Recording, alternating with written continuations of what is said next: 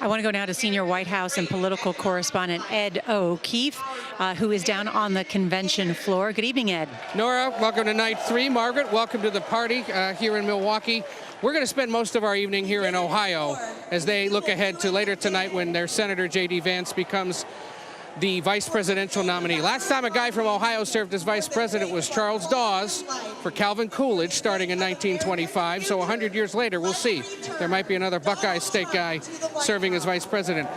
Talking to Ohio Republicans about who he is and what he's going to bring to the National Republican Party. Janet Creighton is one of those delegates from Hall of Fame City, Canton, Ohio. What does the rest of the country need to know about JD Vance? JD Vance is a natural leader.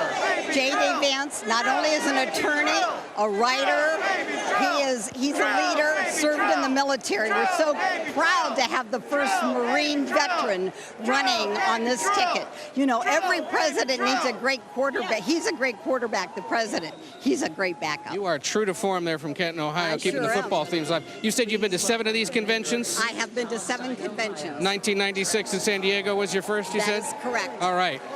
Another buddy of the senator is Mike Gonidakis. Yeah. You got to know him back in 2022 when he was running, right? That's correct. Ohio Right to Life, we endorsed only him in that race. There was 8 candidates, and we've traveled all 88 counties in Ohio, got to know him. He's one of us. Look, he's from a rural, poor community, and he grew up not in a country club environment, but just like us, he emulates what it means to be a Buckeye, what it means to be a middle American. And here he is. And you know, the old saying, if you work hard enough, maybe you can be president too someday. And here he is as our vice president nominee. You've traveled with him a bit, and you said you've traveled with his family too. Yeah. What should we know about his wife? The most amazing thing is they're normal, everyday people. Like middle America, you know, Ohio's a Midwestern state with Midwestern values, and that is JD Vance and his family in a nutshell right there. They're the greatest people you ever want to meet.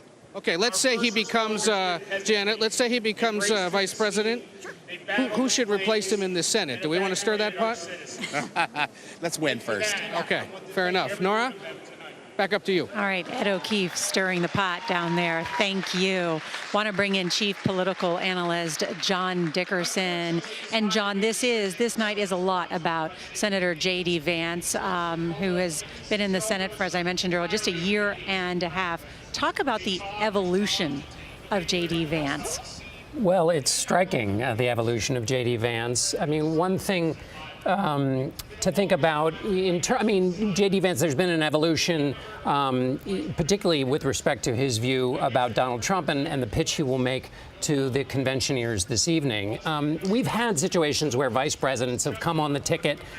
4 presidents that they've attacked in the primaries. Of course, JD Vance didn't run against Donald Trump, but everything from George Herbert Walker Bush, who talked about voodoo economics and then went and was the vice president for President Reagan. Kamala Harris made a very direct personal attack on Joe Biden during a debate about his sensitivity to race. We've seen it before.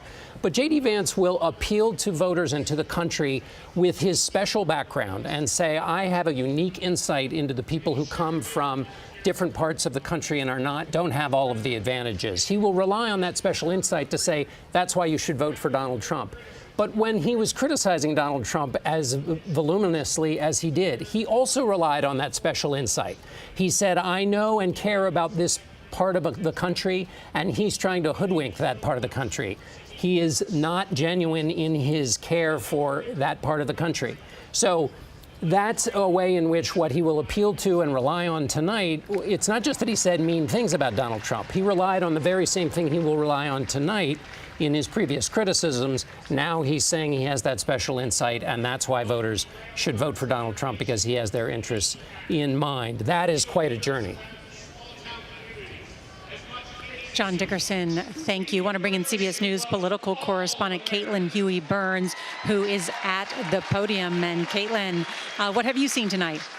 Hey, Nora, good to be with you. So I'm at the podium position, which is to the right of the stage. And speaking right now is the mayor of East Palestine, Ohio. Our viewers may remember that was the site of that train derailment back last year. That happened about a month into JD Vance's tenure as senator.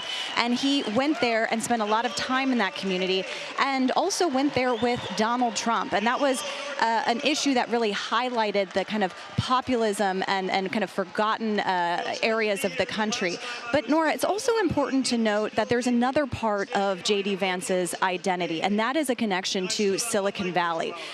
He worked for Peter Thiel, and he has been instrumental in this particular campaign in bringing Silicon Valley money over to Donald Trump's side and kind of convincing those big money donors like David Sachs to support Donald Trump. He was one of the top fundraisers, JD Vance was, for Donald Trump, and that's another part of his story to consider. Caitlin Huey-Burns, we will check back in with you in just a moment.